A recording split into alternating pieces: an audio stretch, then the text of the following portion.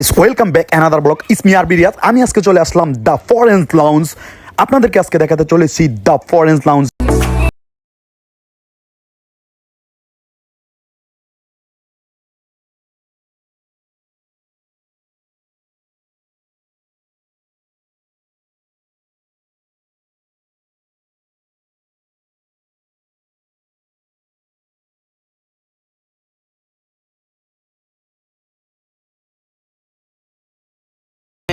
当然不止美丽，还有昨晚的回忆，床上的汗迹是明天留下的香气，无限的温柔成为我夜晚的假面，迷幻的绳子仿佛让我吸食的鸦片，马莲娜背靠在墙壁，散发着迷人的美丽，她缓缓脱掉了上衣，表演着最新的创意。এই হচ্ছে the forest লাউঞ্জের night view. আপনি যদি রাতের বেলা আসেন আপনি এই ভিউটা পাবেন।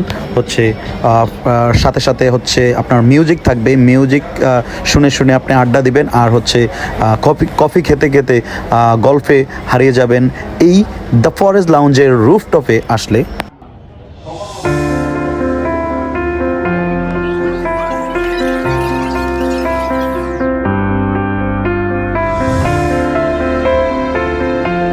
যদি এখানে আসেন তাহলে আপনি বারবিকিউ খেতে পারবেন, বাফেট খেতে পারবেন, তারপরে হচ্ছে রুফটপে বসে কফি খেতে খেতে আড্ডা দিতে পারবেন।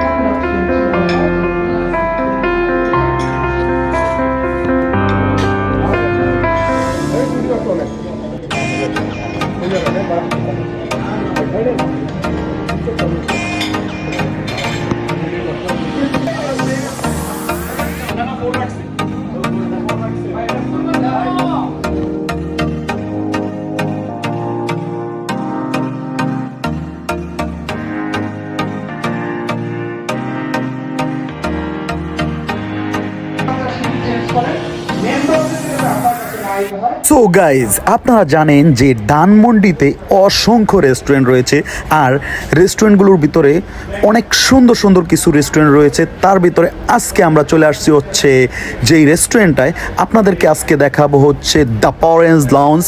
আর এই ফরেন্স লাউঞ্জে কিভাবে আসবেন টোটাল ঠিকানা বলে দিচ্ছি, আর ফরেন্স লাউঞ্জটা কোন হাউজে তাও বলে দিচ্ছি।